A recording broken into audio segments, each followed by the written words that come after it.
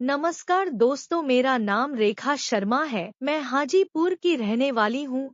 मेरी उम्र 19 साल है। मेरे घर में मैं, मेरी मम्मी पापा, 2 बहनें और एक भाई भी है। मेरी बड़ी दीदी का नाम रीमा है जो 30 साल की है और छोटी दीदी 25 साल की है। मेरे भाई सबसे छोटे हैं। हम लोग एक गरीब परिवार से हैं। हम तीनों बहनें काफी खूबसूरत है।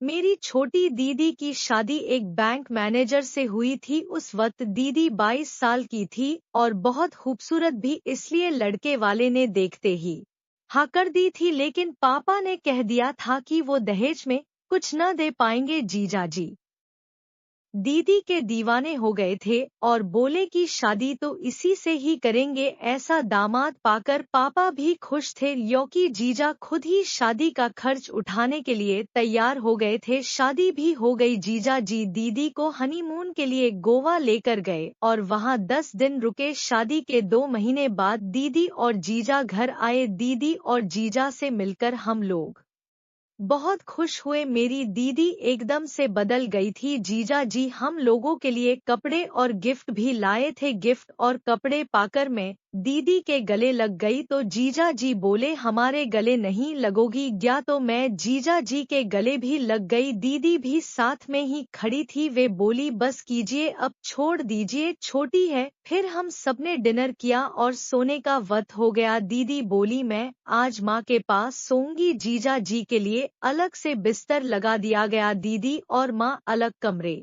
में लेट गईं। पापा और दोनों भाई अलग कमरे में लेट गए। जीजा जी ने सोने से पहले कहा कि उनके पैरों में काफी थकान है तो गरम तेल की मालिश करवाना चाहते हैं।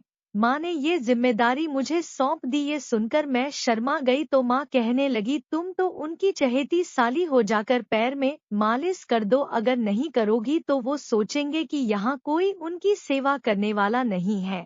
इसलिए मैं तेल गरम करके उनके पास मालिश करने चली गई।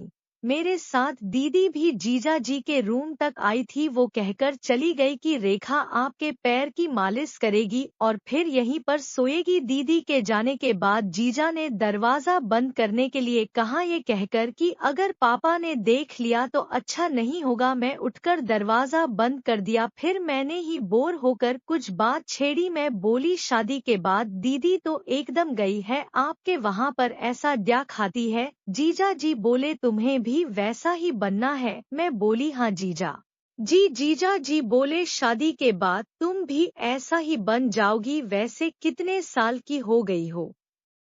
मैं बोली 19 साल की। जीजा जी बोले लगती तो नहीं, कोई बॉयफ्रेंड वगैरह है या नहीं? इस पर मैं शर्मा कर बोली नहीं, लेकिन मैं 19 साल की क्यों नहीं लगती? जीजा जी बोले बस नहीं लगती। मैं बोली लेकिन यो? जीजा जी बोले अब तुम्हें कैसे समझाऊं? मैं बोली बताओ ना, मैं जानना चाहती हूँ। जीजा जी बोले ठीक है, लेकिन वादा करो कि ये बातें तुम किसी से नहीं कहोगी, तभी मैं बता सकता हूँ।